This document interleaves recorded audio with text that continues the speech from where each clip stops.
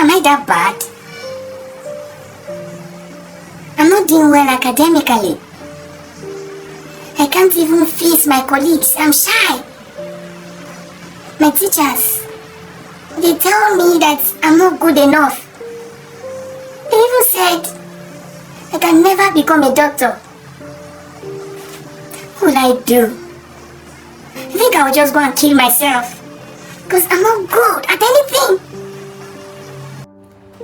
Hello there. I have a question for you. How much of yourself do you know? Have you fully discovered who you truly are beyond what people say about you? You see, I've come to realize that we are more than what people say we are.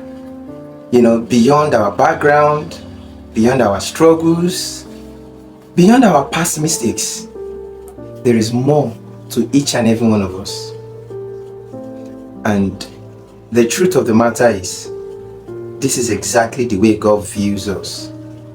He sees us greater than what we think ourselves to be. Imagine that you are in your room minding your business. Probably you are operating your phone or you are seeing a movie and someone just appears in your room suddenly and he says to you, "Oh, great warrior, God has chosen you for something great in the world." How would you react? I can guess. The first thing that will come to your mind is to look at your status at the moment. You might want to consider your academic qualification. You will even consider your struggles at the moment. And many of these things may, make you not believe what has been said concerning you. Not to worry. Gideon, in the book of Judges chapter 6, felt the same way. The angel of the Lord appeared to him and said, "Oh, great warrior, the Lord is with you." And at first, Gideon was like, "How will you say the Lord is with us? See how our enemies are oppressing us. They take all our livestock, our crops, they take everything away and left us impoverished." And the angel didn't stop there. He said, God has chosen him to deliver the Israelites from their enemy. I'm sure in the mind of Gideon, he would have thought, this angel does not know what he's saying. And he told him, perhaps he's not aware, or he's aware he had forgotten. He said, "I am the least in my father's house, and my father's house, my family, is the least in the clan of Manasseh." So in his mind, he was like, how can the least of the least be the deliverer of the whole nation?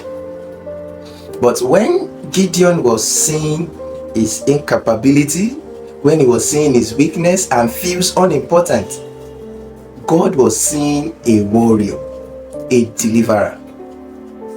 That is exactly the way he sees you. Sometimes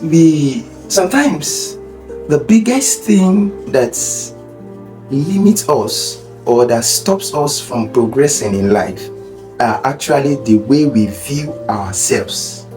Most times we define ourselves based on our past mistakes, based on what people have said about us, and probably the limitations we are feeling at the moment.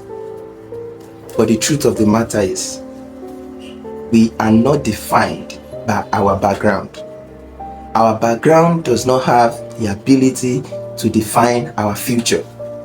Jeremiah chapter 1 verse 5 made it clear to us that before we were born, before we were conceived in our mother's womb, God knew us and He ordained us.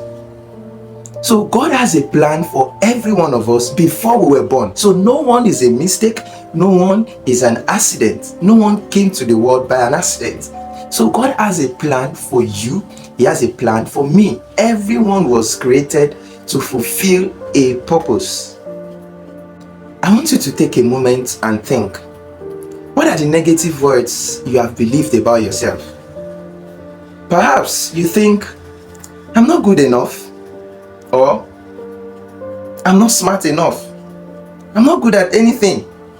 I can't even make a difference. I don't know anybody. I can't amount to anything in life. I want you to remember that Moses, he had speech problem, yet God made him the leader of the Israelites.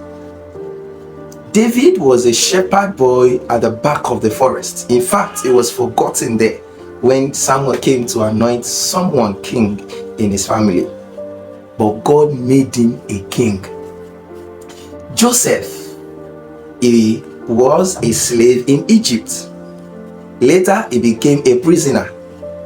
Yet, God made him the prime minister in that same land, the second in command in the whole of Egypt. Do you remember Daniel? Daniel was also a slave in Babylon, yet he rose to become a top official in Babylon. How about Esther? Esther was an orphan girl that was brought up by Mordecai, and she rose to become a queen. And not just that, when Haman decided to wipe away the Jewish nation, she rose to deliver her people. What about you? How do you view yourself? Perhaps you think you are just an ordinary fellow, or God sees you as extraordinary. I challenge you today to start thinking positively about yourself. Rather than you saying, I am not smart enough, or I am too weak, why don't you try saying, God gives me strength? Rather than you seeing your weaknesses, why don't you see the strength of God inside of you? Rather than you seeing failures, why don't you imagine you succeeding in those areas? You see, the words that we speak about ourselves has a very long way to shape our future. May I ask you to take a pen and a paper and write down 3 things that you know that you are good at, and 2 things that you feel you need to really work on. And I want you on daily basis to declare how strong you are, to declare how bold you are, to declare your purpose. May I ask you to take the step of faith, take a strong and a bold step every day to reaffirm those strengths that you have discovered about yourself, and affirm the gifts and the potentials of God in you. And if you can do this, this will strengthen your confidence and the boldness in yourself. Well, next time when we shall be meeting, we'll be looking at how we can truly discover our giftings, our potentials, and how we can put it to use. I bet you don't want to miss the next section. Until then, I call you blessed.